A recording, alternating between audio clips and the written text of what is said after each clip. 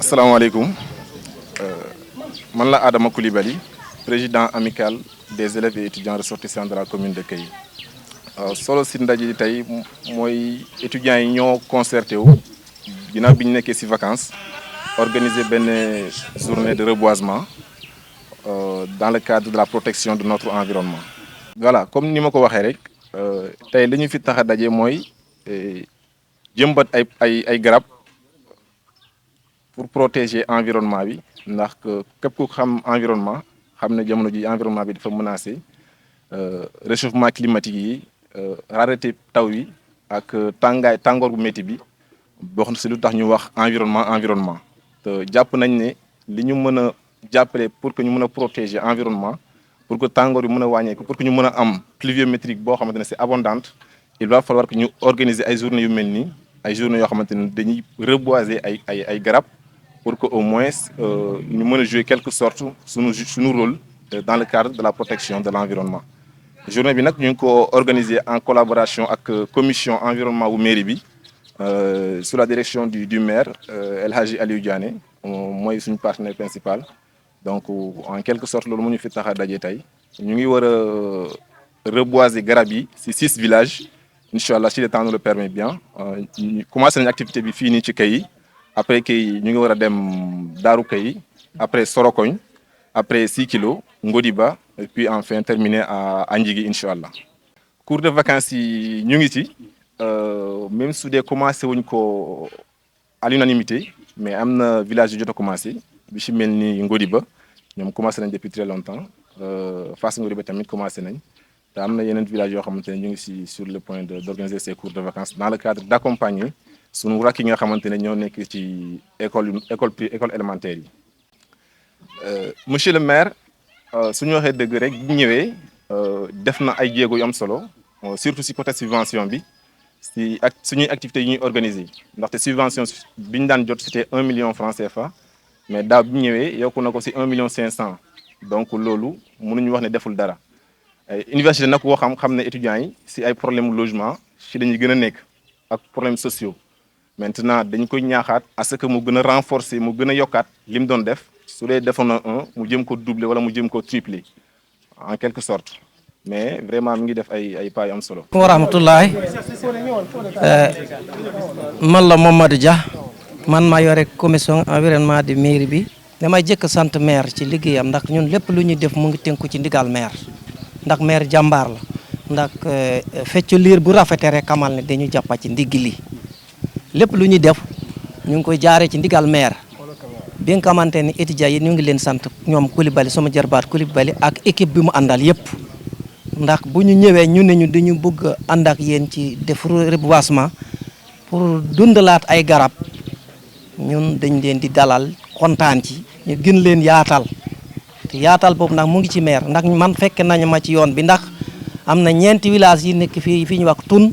Afi Murit Afi Tidiane ñeenti village yi nga xamante ne defoon naa leen reboisement yàggaan fan yàlla maa ngi sant monsieur Guèye directeur Guèye bi nga xamante ne moo ma évité woon foofu bañ jàppalante ci liggéey bi kon nag awa bi ñu ñëw man dem naa ci 11 forêt ba ñu may ma 310 garab waa 11 forêt dama leen di sant ci seen taxawaay ba ma delluwaatee foofu léegi ma wax leen ne 400 garab lañu soxla woon dañ may mayaat 110 garab ma yokk ci yeneen garab bi muy 420 ma mën ko teg ci loxo étudiants yi waaye ñu ngi sant waa Eaux et Forêts seen taxawaay ndax lépp lu ñu bëgg ci environnement bi bu ñëwee ci ñoom rek ñoom dañ ko yombalal il faut que ñu sant leen di sant monsieur le maire Aliou Diané. di sant waaw asalaamaaleykum man la Cheikh Tidiane Gueye infirmier chef de poste bu Sorokoñ. nañ na liggéeykat la parce que bëgg na commune am ndax dund na lii mi ngi koy door a def jaar na fi jaaraat fi donc ñu ngi koy ñaanal yàlla rek yàlla mottali mbébétam yëpp. parce que jërë nga. monsieur le maire jàppale woon ne lañ ci wàllu médicament loolu tey dan nga ci mën a wax tey. waaw monsieur le maire bon wàllu médicament moom mën nañoo wax ne fonds de dotation moom sama keroog sama interview waxoon naa ko rek nee naa poste yu bëri jaar naa fi mais fonds de dotation ni muy duggee Kayy wax dëgg yàlla c'est la première fois man ma gis ko parce que jëri na poste yoo xam ne dañu am retardement fonds de dotation mais loolu moom yàlla dimbale na ko ba amaguñu retardement bi te je pense que yaakaar naa duñ ko mos a am waaw duñ ko mos a am en tout cas daal bon poste bi postom la poste commune bi yëpp la népp lu ñu si mën a jàppale rek ñu ngi seen ginnaaw. donc salaamaaleykum mbooloo mi maa ngi. waaw jërëjëf Birane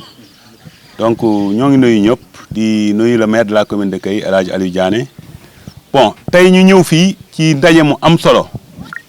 waaye ndaje mi dafa am ay acteurs yoo xam ne ñoo ko bokk mën naa ne tudd naa léegi monsieur Coulibaly ak association bi mu jiite mu nekk en partenariat ak le maire de la commune de Kay waaye aussi mën nañ tudd Eaux et Forêts aussi ñoom itamit ci partenariat bi la ñu bokk ndax xam nañ ne tey yi fi daje muy élèves étudiants yi waaye commission environnement bu commune de Kay ak tous les jeunes de la commune de Kay pour ñu def ay reboisement nag nekk lu am solo ndax boo xoolee président ginnaaw bi mu ñëwee ci boppu réew mi bokk na ci activité bi mu njëkk a wax ne ñëpp dëkk réew mi yëpp nañ taxaw ci lu mel noonu su fekkee ne du activité bu njëkk mën naa ne bokk na ci yi njëkk yi donc te ba léegi alors loolu slogan la bu mu jël di ko wax ñëpp kon su ñëwee fii ba Kay monsieur le maire aussi am xel moomu ànd ci ak les élèves ressortissants des étudiants amicale des étudiants donc dañ koy rafetlu wane ne li nga xam ne nii moom le président digle effectivement mu ngi ci woon parce que c'est pas du bésu tey bii la jiitu Mamadou Dia wax na ko sànq ne defoon nañ ko tun defoon nañ ko aafe donc tey mooy 2e journée waaye bii nag daf ci ànd ak élèves étudiants yi donc loolu moo tax vraiment ñu gën koo jëmal di leen sant bu baax ci seen taxawaay mais di gën a ubbeeku aussi ci ñoom seen collaboration ak le maire waaye di wax maire aussi mu gën leen a yaatal parce que vraiment am nañ fi taxawaay bu am solo ndax kay dañ koy wax dañ ne alors ku bëgg ëllëg nga bokk ci ñi jiite réew mi alors da nga wuti xam-xam donc ci loolu lañ nekk donc ñu ngi leen sant bu baax di leen ci gërëm waaye di sant képp koo xam ne tamit teew nga fii mais yéen presse bi aussi ñu ngi leen di sant bu baax a baax ci seen taxawaay.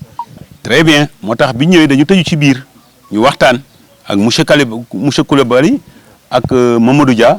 ak staff technique bi li ñu wax garab yi fan lañ ko war a def ñu ne donc nañ xool ci école yi nga xam ne am nañ clôture mun nañ ko fa def mais aussi ci poste de santé yi aussi mun nañ ko fa def li tax ñu tànn ñaari béréb yooyu mooy soo ko defee ci école yi maîtres yi danañ mën di wax xale yi ñu di ko toppatoo déjà am na protection parce que bu fekkee école boo xam ne am na mur de clôture li ci des mooy directeur bi rek ak jàngalekat ya fa nekk di teeti xale yi di leen wan na nañ ko war a toppatoo beneen bi ci des mooy poste de santé yi poste de santé yi ku nekk xam ne garab dafa am solo parce que garab sax ci la ñuy faj nit ñi kon garab lu am solo la moom itam boo ko fa defee ñoom tamit am naa yaqin ne danañ taxawaay boo xam ne danañ wut ku koy toppatoo ba garab yooyu incha allah danañ mën a àgg fa mu jëm wala yéen ji nga xam ne nii moom la ci acteurs yëpp am dina mën a jàll. Voilà merci jërëjëf.